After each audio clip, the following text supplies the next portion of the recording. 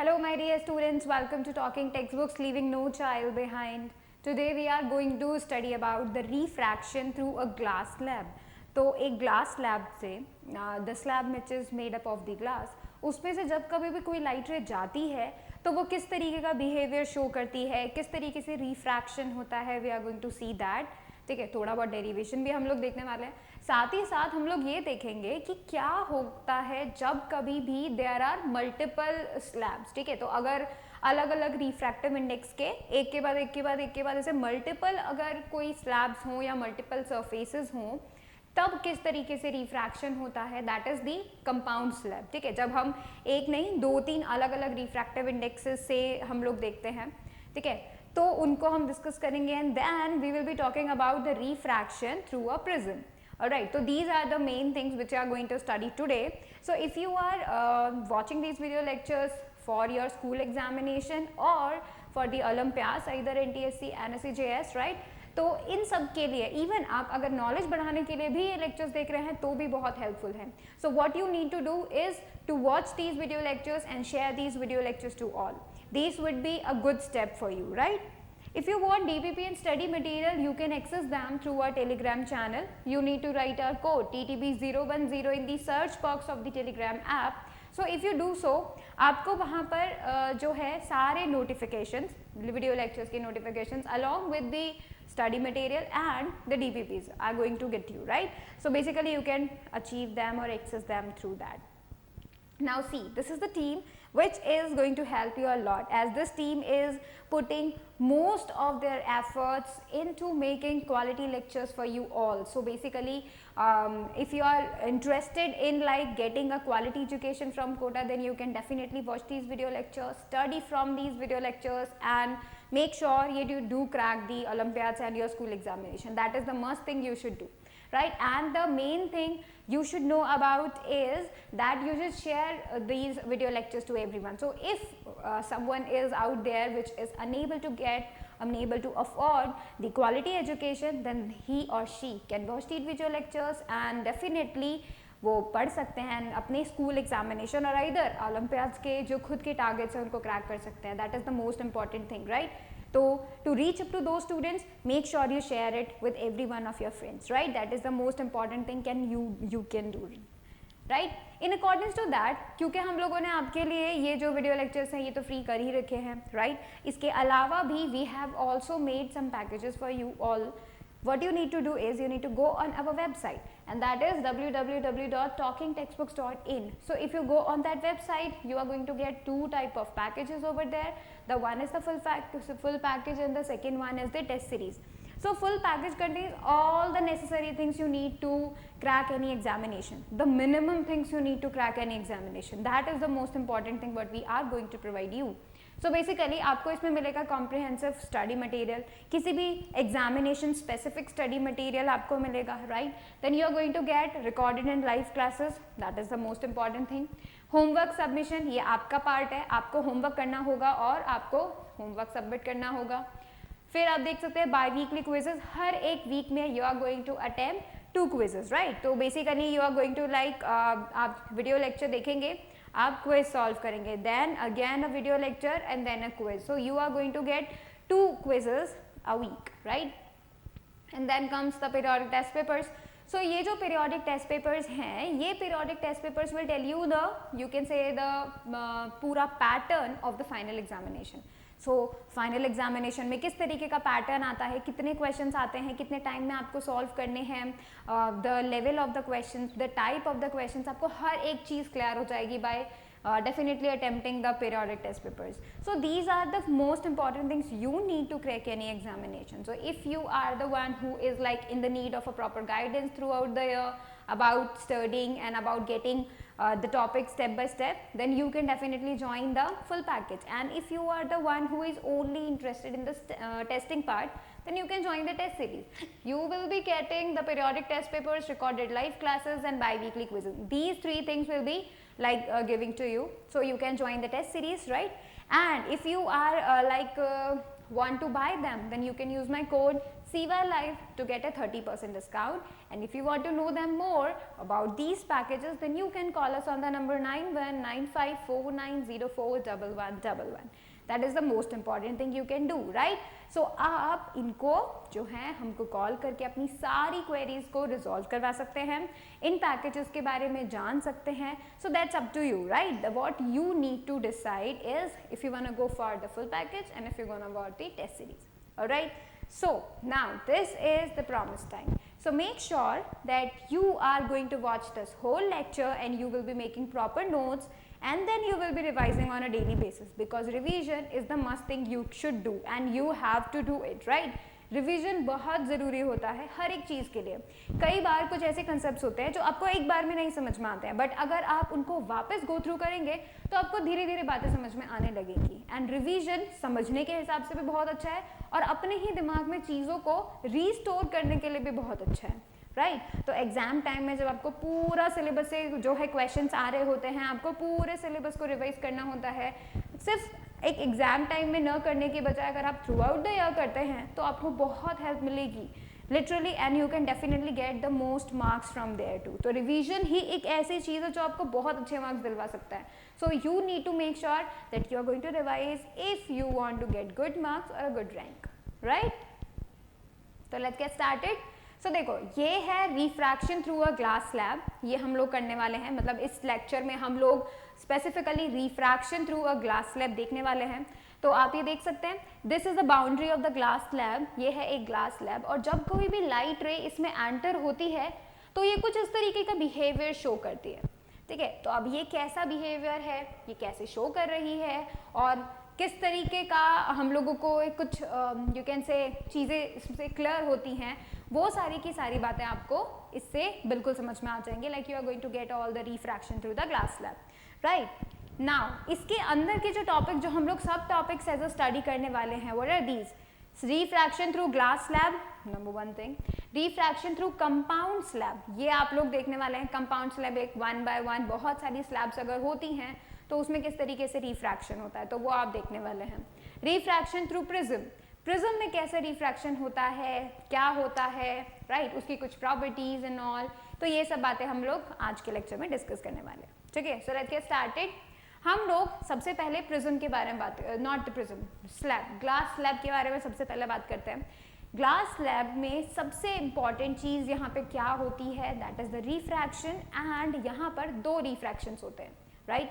एक बार जब लाइट रे एंटर करती है ग्लास स्लैब के अंदर, और सेकेंड टाइम तब रिफ्रैक्शन होता है जब उसी ग्लास स्लैब से वापस एयर में आती है लाइट रे, ठीक है? तो यहाँ पे दो रिफ्रैक्शंस होते हैं. अब इन दो रिफ्रैक्शन से किस तरीके का बिहेवियर हमें पता चलता है लाइट रे का, लेट्स सी दैट, ठीक है? तो यहाँ पर आप देख रहे हैं बहुत ही ज़्यादा लेबल्ड डायग्राम आपको मिल रहा है, ठीक है? ये देखो PQRS. So this rectangle showing you the glass slab, ठीक है? तो मतलब ये जो PQRS है, this PQRS is showing you the, you can से the outer boundary of the glass slab, ठीक है? तो PQRS आउटर बाउंड्री है. यहाँ पर हम लोग क्या करने वाले हैं, एक रे को इंसिडेंट करने वाले हैं. सो देखिए AE. So this is the ray which is like incidenting on the glass slab. Incident होने के बाद E पॉइंट पे पहला रिफ्रैक्शन होगा, ठीक है? Then it will like it will bend towards the normal, क्योंकि अब ये हाई रिफ्रैक्टिव इंडेक्स वाले मीडियम में चली गई है लाइट, ठीक है? फिर ये चलेगी and then again at F it is going to be showing the second refraction. और अब की बार जब ये एयर में आएगी तो ये away from the normal bend होगी, क्योंकि अब ये किस में आ रही है, एक रेयरर मीडियम में आ रही है, right? So you are going to see that in the rarer medium, ठीक है? अब इस तरीके से यहाँ पे दो रिफ्रैक्शंस हुए, ठीक है? सो अब हम इसको पूरा डिटेल में स्टडी करते हैं. सो सबसे पहले consider rectangular glass slab as shown in figure. हम लोगों ने PQRS, ये रेक्टेंगुलर ग्लास स्लैब को हमने जो है कंसीडर कर लिया है, ठीक है? ग्लास स्लैब को हमने कंसीडर कर लिया है. नेक्स्ट आप देखते हैं, यहाँ पर मैं मेंशन कर देती हूँ that it is PQRS. So the rectangular glass slab is PQRS, ठीक है? अब आप देखिए, a ray AE is incident on the face PQ at an angle of incidence I। तो देखिए PQ this is the face जिसके ऊपर light ray AE is going to be incidented with an angle of incidence I। ठीक है, this is the I angle of incidence. यहाँ पे ये जो N1 N2 आपको दिख रहा है, this is the line which is normal to the face PQ। इस PQ के बिल्कुल 90 डिग्री पर है। ठीक है, तो ये जो एंगल हुआ that would be the angle of incidence, right. तो this is the I angle of incidence. अभी हमने AE को सिर्फ इंसिडेंट किया है। ठीक है, on entering the glass slab it bend towards the normal and travels along EF at an angle of refraction R। तो अब क्योंकि जो ग्लास है उसका रिफ्रैक्टिव इंडेक्स ज्यादा है, वो एक डेंसर मीडियम है as compare to the air, तो क्या होगा, लाइट रे जब इस ग्लास स्लैब के अंदर जाएगी, रिफ्रैक्शन करेगी, तो वो टूवर्ड्स द नॉर्मल बेंड हो जाएगी। So this angle R would be the angle of refraction है। और यहाँ पर हम लोग मेंशन कर सकते हैं कि जो I एंगल है, ये जो I एंगल है, this I angle is greater than R। Why so? Because यहाँ पर जो R है वो छोटा हो गया है, बिकॉज लाइट रे नॉर्मल की तरफ बेंड हो गई है। तो ये जो I है, angle of incidence, this is greater than this R।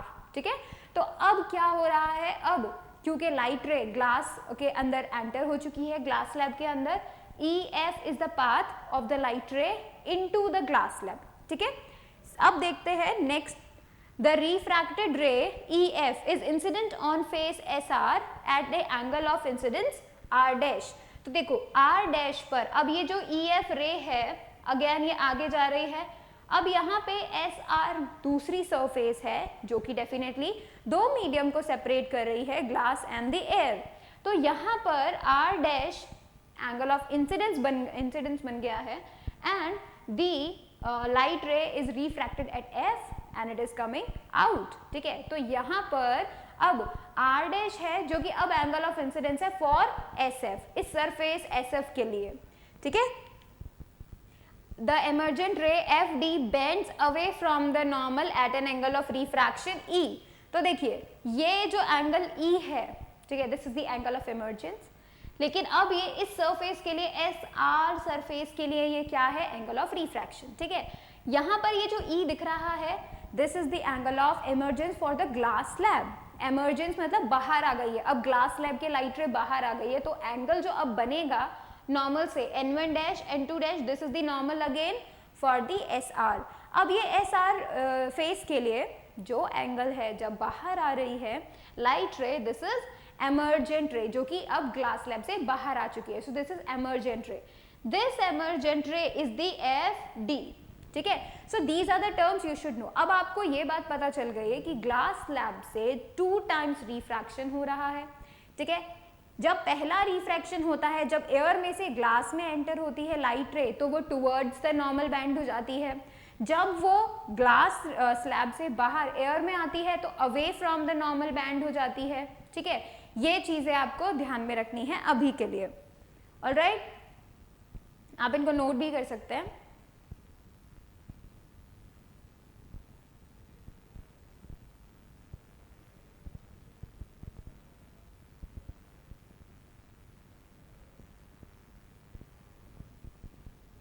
ठीक है, अब हम आगे चलते हैं। तो देखिए यहाँ पे the emergent ray FD is parallel to the incident ray AE but it has been laterally displaced with respect to the incident ray. तो देखिए अगर ये ग्लास स्लैब यहाँ नहीं होती तो फिर ये इंसिडेंट रे बिल्कुल इस पाथ पर निकल जाती है, जो डॉटेड पाथ आपको बताया गया है इस पाथ पर बिल्कुल वो चले जाती अगर ग्लास स्लैब नहीं होता तो। बट क्योंकि यहाँ पे ग्लास स्लैब है तो अब लाइट रे ने कौन सा पाथ फॉलो किया, AE, EF और FD, राइट। तो ये जो पाथ जो अभी फॉलो किया है और वो पाथ जो उसे फॉलो करना चाहिए था जब ग्लास स्लैब नहीं होती, तो इन दोनों के बीच में these two are the parallel ones, you can see the direction of the incident ray and this emergent ray, ये दोनों एक्चुअली में पैरेलल हैं एक दूसरे के।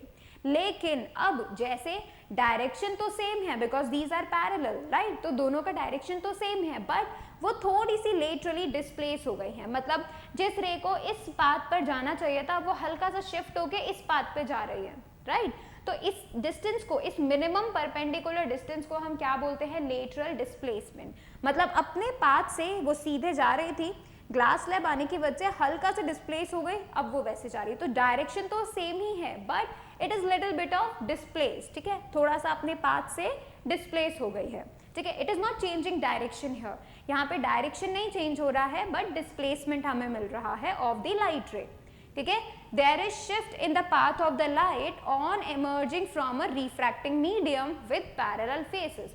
तो यहाँ पे जो एमर्जेंट रे, जो रे बाहर जा रही है, ग्लास स्लैब से बाहर जा रही है, इमर्जेंट रे एक्चुअली में लिटिल बिट ऑफ डिस्प्लेस हो गई है अपने असली पाथ से, ठीक है, जो इंसिडेंट रे का पाथ था उससे हल्की बहुत शिफ्ट हो गई है, and this shift is known as the lateral shift, ठीक है। अब हम लोग देखते हैं कि अगर लाइट रे आ रही होती है ना, लाइट रे आती और यहाँ पर हम क्या करें, एक मिरर रख दें, है ना, एक मिरर। किस तरीके से हम मिरर रखेंगे, हम इस तरीके से मिरर रखेंगे कि ये जो लाइट रे, इमर्जेंट रे आ रही है, ये 90 डिग्री बनाए,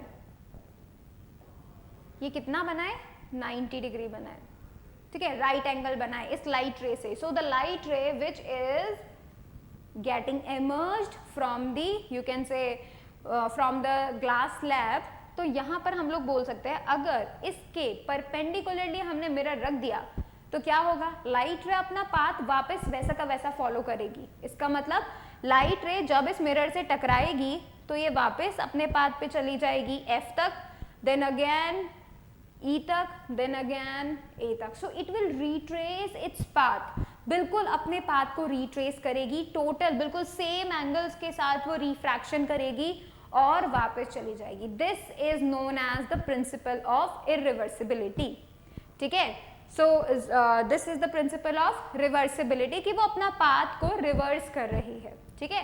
ये मेन चीज जो आपको ध्यान में रखना है कि अगर हम लोग किसी तरीके से लाइट को वापस भेजे उसी के पाथ पे, so what we can do is we can place a mirror perpendicular to the sunlight और you can say light ray, है ना। अगर हम ऐसा कर देते हैं तो पूरे की पूरी रे अपना पाथ वापस का वापस फॉलो करेगी, ठीक है, रिट्रेस करेगी, and that is known as the principle of reversibility, ठीक है। So you can note this statement here, इसका स्टेटमेंट आप नोट कर सकते हैं।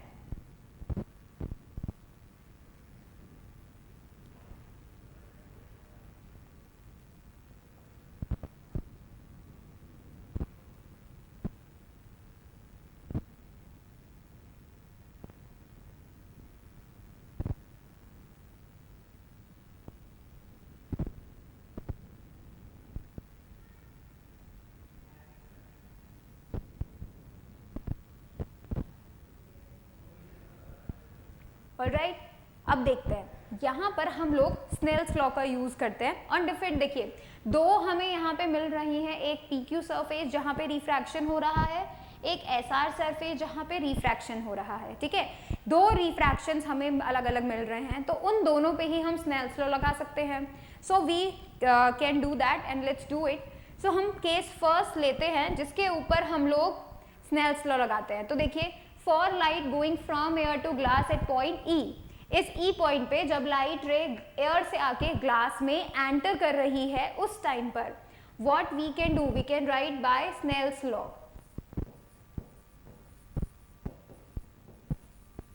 बाय स्नेल्स लॉ हम लोग क्या लिख सकते हैं, स्नेल लॉ ये लिखता है कि refractive index of glass with respect to air, यानी कि second medium with respect to the first one, ठीक है। तो refractive index of glass with respect to air is going to be sine of angle of incidence, जो कि इस surface के लिए sine of angle of incidence, ठीक है, divided by sine of angle of refraction, sine of angle of refraction, ठीक है। तो अगर मैं सिर्फ E पॉइंट की बात करती हूँ, PQ इज दी सरफेस और यहाँ पे E पर रिफ्रैक्शन हो रहा है, तो this is the angle of incidence, this is the angle of refraction for point E।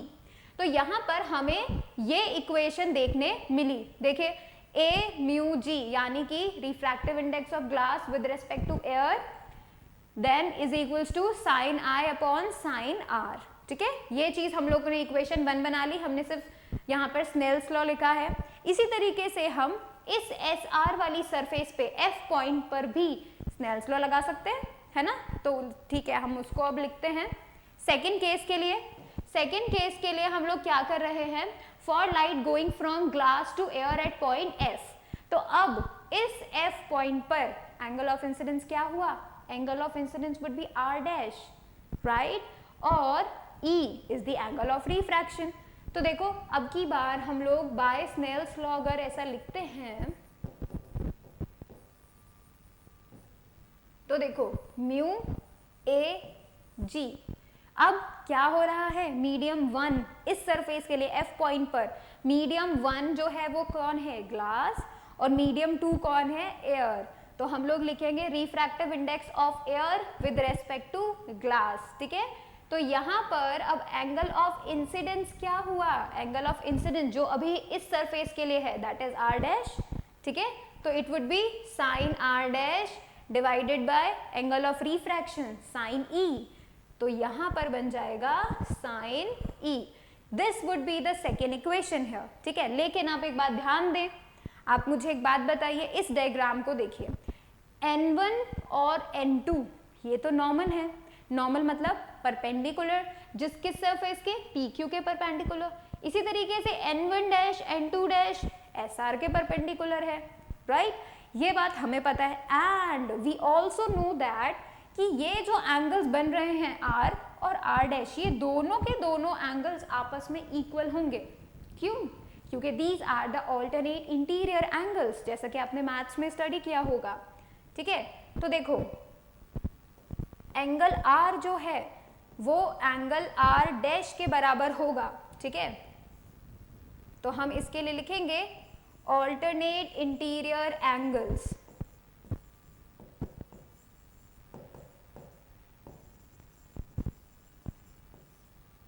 ठीक है, तो यहां पर एंगल R और angle R dash would be equal because it is forming a Z है, और ये जो दोनों की दोनों सरफेसेस हैं N1 N2 N1 N dash N2 dash, right, these two are parallel to each other.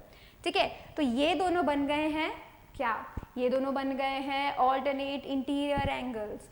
अब मुझे बताइए, जब हमने ये बात बोली है कि ये जो लाइन है A B that is the incident ray और ये जो इमर्जेंट रे हैं ये आपस में पैरेलल हैं। अगर ये आपस में पैरेलल हैं तो ये क्या करेंगी, ये हमेशा इक्वल एंगल्स बनाएंगी, राइट। इसका मतलब क्या होगा, क्योंकि सेम ही डायरेक्शन में जा रही हैं, so both the angles will be equal, right. तो we can definitely say that कि इस टाइम पर भी हमें क्या मिल रहा है, इक्वल एंगल्स मिल रहे हैं। So we can say that कि जो जी म्यू ए है that is the refractive index of air with respect to glass is sine r divided by sin I, as angle I is equals to angle E here because incident ray and emergent ray are parallel to each other, तो direction और angles इन दोनों का change नहीं हो रहा है, that's why we can see this. तो आप इसे इक्वेशन 2 बना दीजिए। So we know 2 equations here 1 and 2, इन दोनों को ही हम लोग क्या करेंगे, इक्वल करने की कोशिश करते हैं। ठीक है, नोट कर लिया आप सभी ने।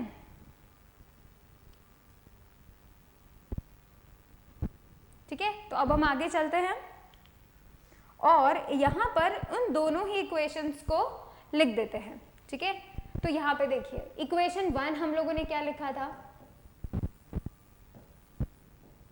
फ्रॉम इक्वेशन 1 हमें क्या मिल रहा है, refractive index of glass with respect to air is sine i divided by sine r, ये इक्वेशन 1 थी। और फ्रॉम इक्वेशन 2 जो हमने थोड़ी देर पहले डिराइव की है, refractive index of air with respect to glass is sine r divided by sine i. अब आप देखिए इन दोनों ही इक्वेशन में sine i sine r sine r sine r, अगर मैं इन दोनों का रेसिप्रोकल कर दूं, what I will be getting 1 upon mu a g is equals to sine i divided by sine r. अब आप देखो इस इक्वेशन का एंड इस इक्वेशन का राइट हैंड साइड दोनों बिल्कुल सेम टू सेम है, so we can equate both of these equations, right, we can equate both of these equations. So by equating what we will be getting here, we will be getting कि भाई a mu g जो है वो 1 upon g mu a के equal है, ठीक है। और इसके अलावा इवन ये result and the another one कि हम इन दोनों को मल्टीप्लाई करेंगे, we are going to get 1,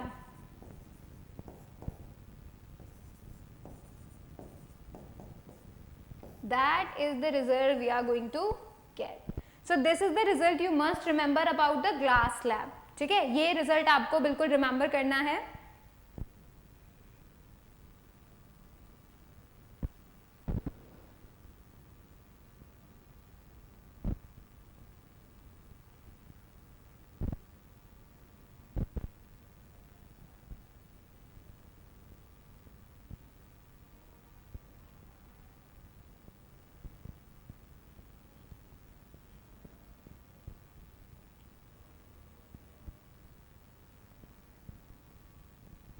alright, चलो अभी हम देखते हैं लेटरल शिफ्ट के बारे में। जो हमने देखा कि भाई जो लाइट रे होती है वो उस इंसिडेंट में जाती है, ठीक है, but it will get replace, थोड़ा सा डिस्प्लेस हो जाती है और सेम ही डायरेक्शन में जाती है। अपने पाथ से जो वो डिस्प्लेसमेंट करती है that is known as the lateral displacement. तो ये जो लेटरल डिस्प्लेसमेंट होता है इट इज द शिफ्ट किसके बीच में, सिर्फ हल्का सा पोजीशन के बीच में, right, direction would be the same. So lateral shift is the perpendicular distance between the incident and emergent ray when light is incident obliquely on a refracting slab with parallel faces. So it happens, कब ऐसा होता है, जब कभी भी you are going to get a slab और उस slab में से अगर आप refraction करवाते हैं so you are going to get that, ठीक है, आपको एक lateral shift दिखेगा and that shift is known as the lateral shift, the perpendicular distance. अब ये जो lateral shift है वो किन चीज़ों पे डिपेंड करता है, means how we can get less lateral shift और how we can get greater lateral shift, ये चीज़ हमें पता होनी चाहिए, ठीक है। तो उन फैक्टर्स पे जिन पे ये डिपेंड करता है, so it is directly proportional to the thickness of the glass slab. Glass slab जितना मोटी होगी, ठीक है, लेटरल शिफ्ट उतना ही ज्यादा होगा, अपना पाथ से भटकाव उतना ही ज्यादा होगा, राइट। फिर आप देखिए lateral shift is directly proportional to the incident angle, जितना ज्यादा एंगल इंसिडेंट होगा उतना ही ज्यादा लेटरल शिफ्ट होगा, right. Lateral shift is directly proportional to the refractive index of the glass slab, उसका रिफ्रैक्टिव इंडेक्स कैसा है, ज्यादा है कम है, उस पर भी डिपेंड करता है, right. And fourth, lateral shift is inversely proportional to the wavelength of the incident light. तो यहाँ पे आपको ध्यान रखना है lateral shift किन किन के डायरेक्टली प्रोपोर्शनल होता है, thickness, incident angle, refractive index, इन तीनों के ही डायरेक्टली प्रोपोर्शनल होता है and inversely proportional to the wavelength of the light. तो यहाँ पे आप पता कर सकते हैं, if you know all these things that you can know about the lateral shift कि वो कब ज्यादा आएगा और कब कम आने वाला है, ठीक है। You can note these down and then we will be looking up to the compound slab.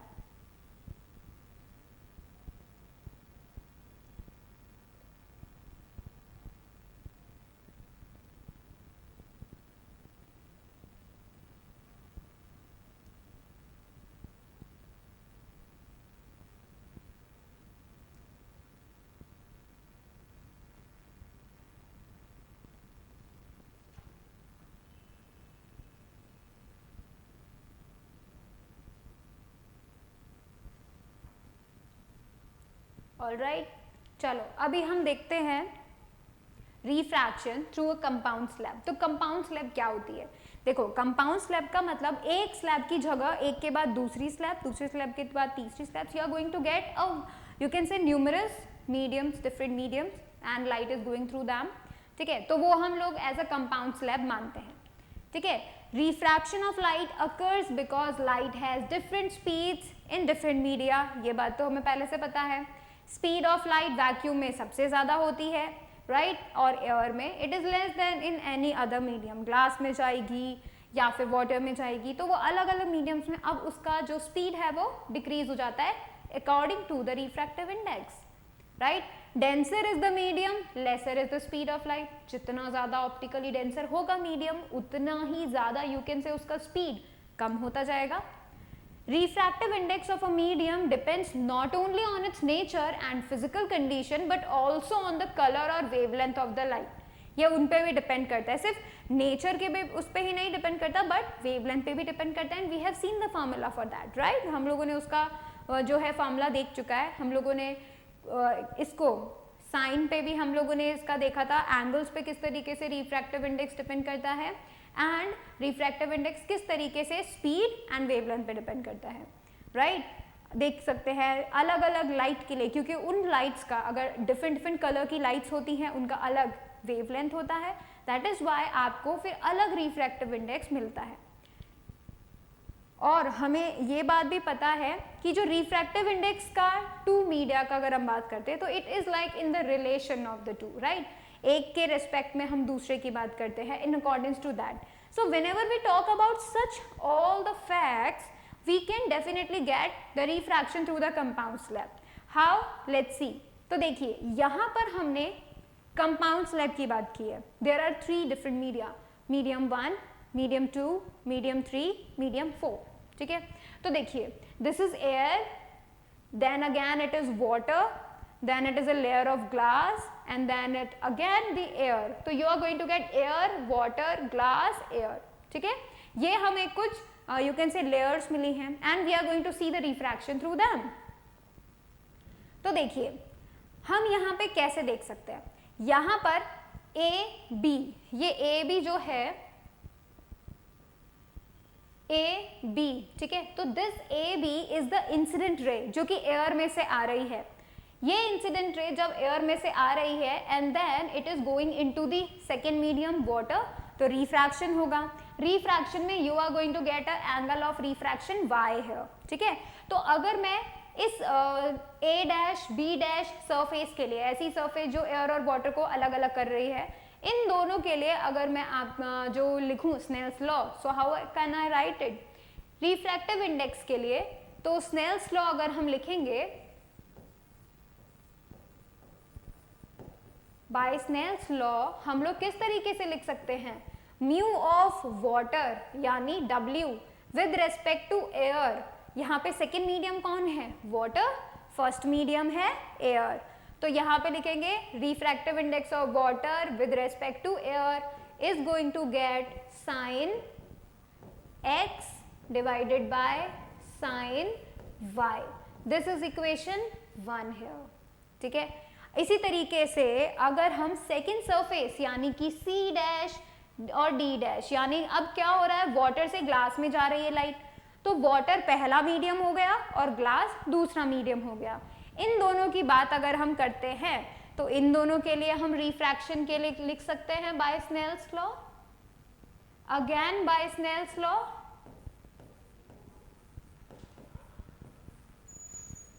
अब की बार मीडियम 1 वाटर है, मीडियम 2 ग्लास है, ठीक है। तो मीडियम 1 जो वाटर है और मीडियम 2 जो ग्लास है, अब हम लोग लिखेंगे refractive index of glass with respect to water. तो यहाँ पर अब देखो, क्योंकि पहला मीडियम वाटर है, दूसरा मीडियम ग्लास है, तो वाटर के केस में इंसिडेंट एंगल कौन हुआ, इंसिडेंट एंगल हुआ y, और इसके केस में इंसिडेंट एंगल कौन हुआ, z, ठीक है। तो यहाँ पर हम लोग लिखेंगे, sorry, refraction angle, right.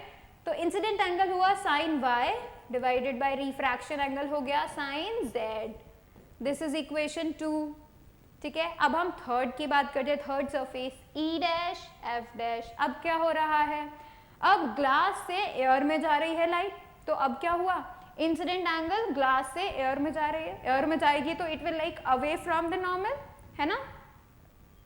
So let's write the Snell's law for the E dash and F dash again.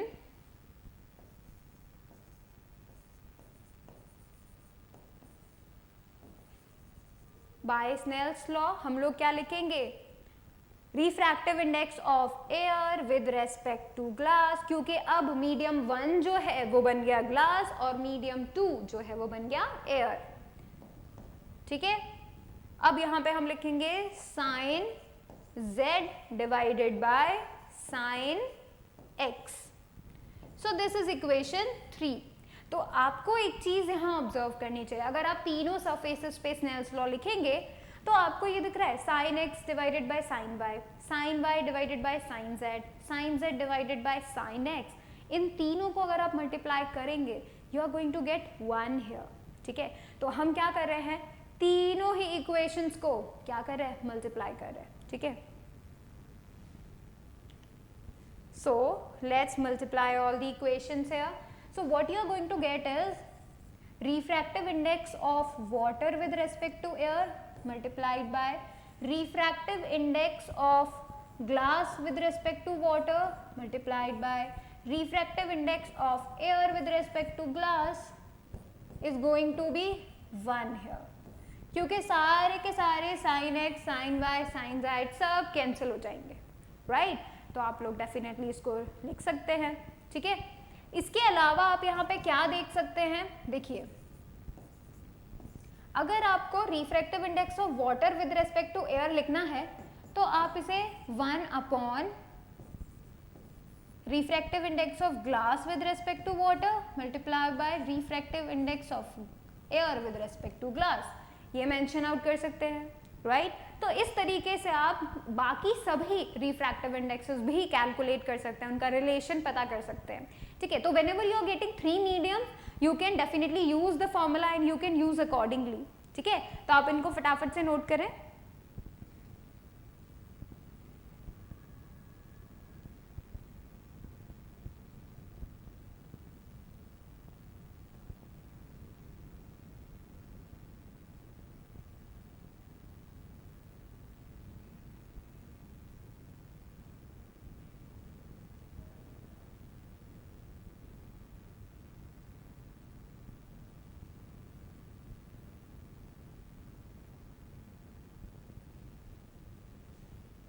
Alright, इसके लिए देखिए अभी हम लोगों ने ये मेंशन कर दिया, you should definitely remember it. ठीक है, अब इसके रिस्पेक्ट में हम लोग क्या लिख सकते हैं, अगर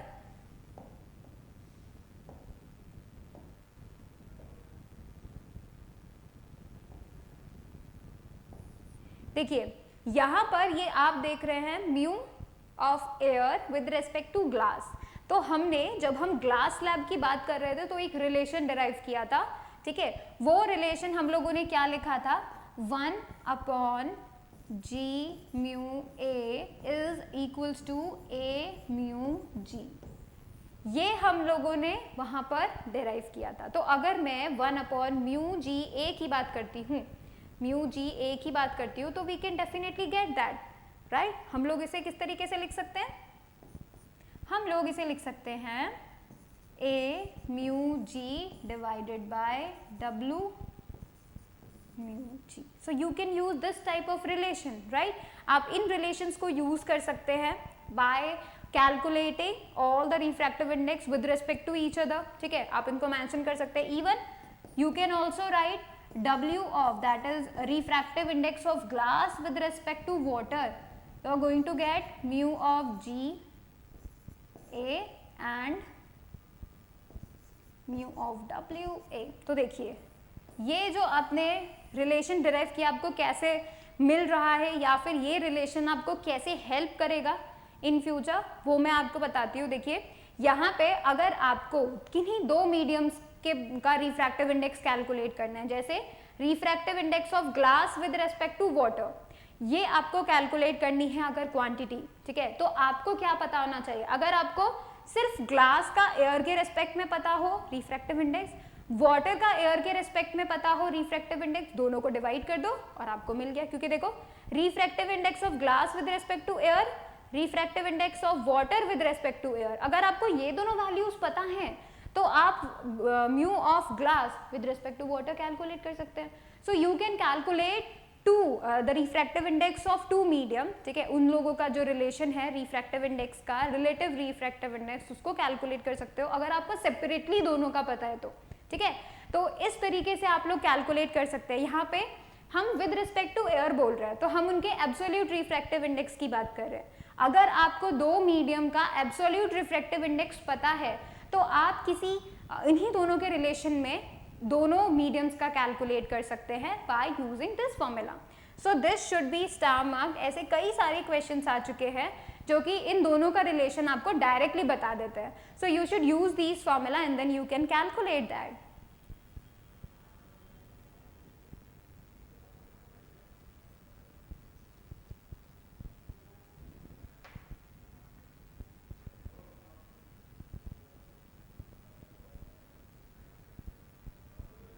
ऑलराइट, तो देखिए अभी हमने ग्लास स्लैब का रिफ्रैक्शन देख लिया है और कंपाउंड स्लैब का रिफ्रैक्शन देख लिया।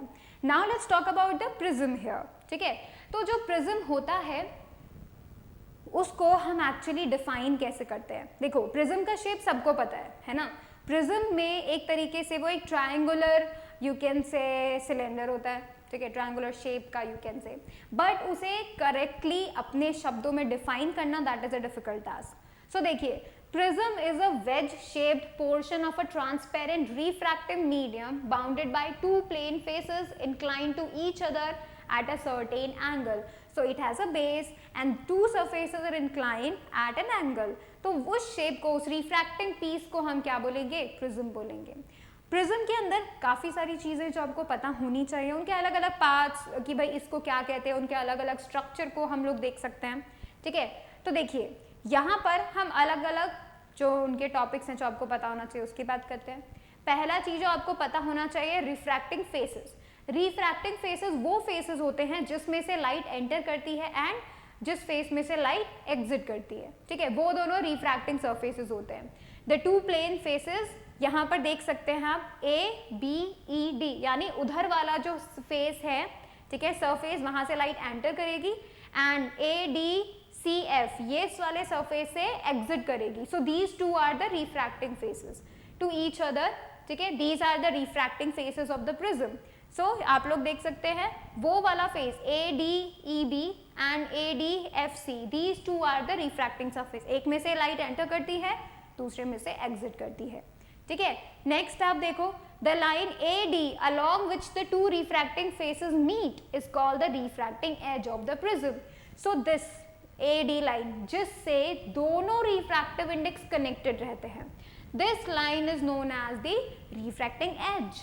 ठीक है, तीसरा देखिए, the third face B C F E of the prism opposite to the refracting edge is called the base of the prism. तो देखो जो इसका नीचे का सरफेस है shaded one, A B E F C, B E F C is the surface which is opposite to the refracting, AD के opposite है ना, that is why it is the base of the prism. So prism उसी तरीके से रखा जाएगा उसके base पर, right? Next आप देखिए, the angle A included between the two refracting faces is called the angle of the prism. So ये वाला जो angle है जो दोनों refracting surface के बीच का angle है, that angle is the angle of the prism. So whenever you are asked about the angle of the prism, always remember it is between the two refracting surfaces. Alright, so these are the things you need to know. And देखिए, any section of the prism cut by a plane perpendicular to the refracting edge is called the principal section of the prism. तो अगर आप क्या करें, किसी तरीके से cut कर दे along the AD के perpendicular आप इसे कट कर देते हैं, so you are going to get this triangular shape and this is the principal section. ठीक है, तो that जो triangle हम mention करते हैं हमेशा दिखाने के लिए प्रिज्म को, that triangle is the principal section. और जब कभी भी हम इमर्जेंट एंगल, इंसिडेंट एंगल, इन सब की बातें करते हैं तो भी हम प्रिंसिपल सेक्शन को ही ध्यान में रखते हुए करते हैं।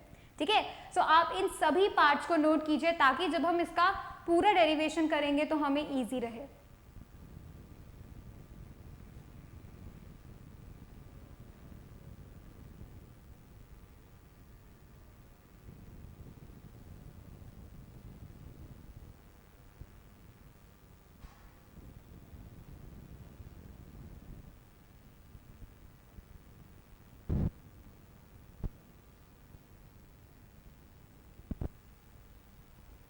Alright, determination of the angle of deviation, ये चीज यहाँ पे बहुत जरूरी है। Deviation angle, angle of deviation वो एंगल होता है जो एंगल इंसिडेंट रे और इमर्जेंट रे के बीच में होता है, मतलब अपने रियल पाथ से लाइट रे कितना ज्यादा डेविएट हो गई है, भटक गई है, that is the deviation angle.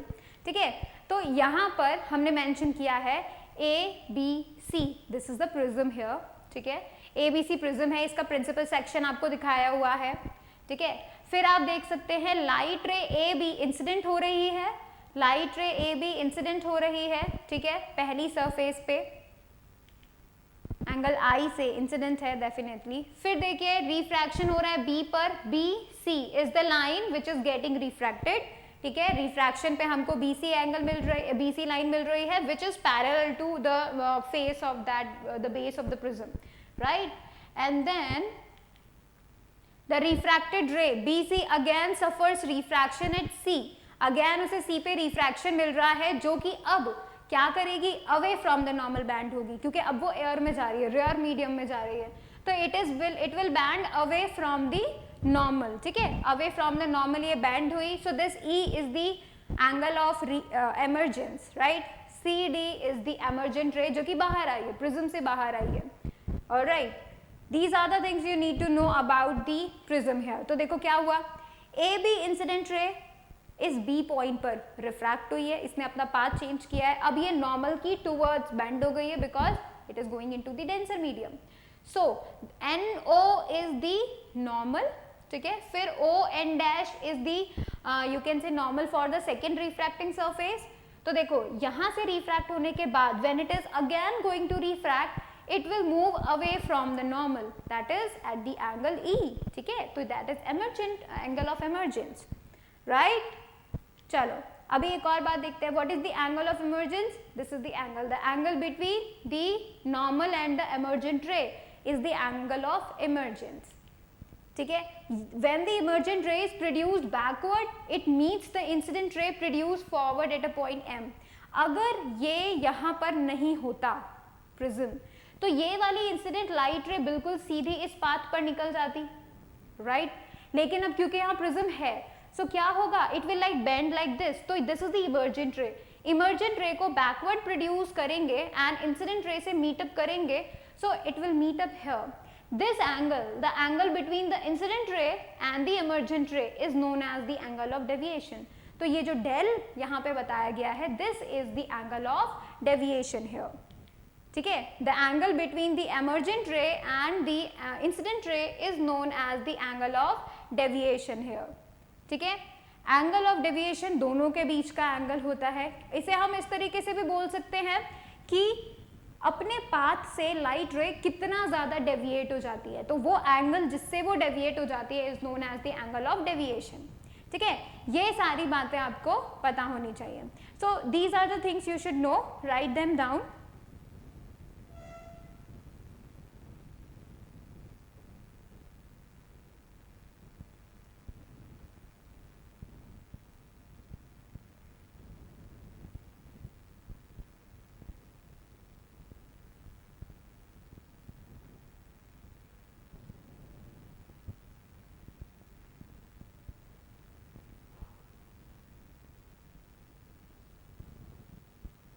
Alright, इसका जो डेविएशन होगा एंगल का, जो हम लोग डेरिवेशन करेंगे डेविएशन एंगल का, सो बेसिकली वो हम लोग नेक्स्ट लेक्चर में करने वाले हैं। So make sure you do that कि आप लोग नेक्स्ट लेक्चर तक इसको पूरा अच्छे से रिवाइज कर ले, all the terms you should know by then, right, and then we will be talking about the dispersion phenomena also. So it would be like a thankful thing to do. Thank you so much for watching the video. Please like it, share it, subscribe it, and do not forget to click on the bell icon so that you will remain notified for the upcoming videos. Thank you so much.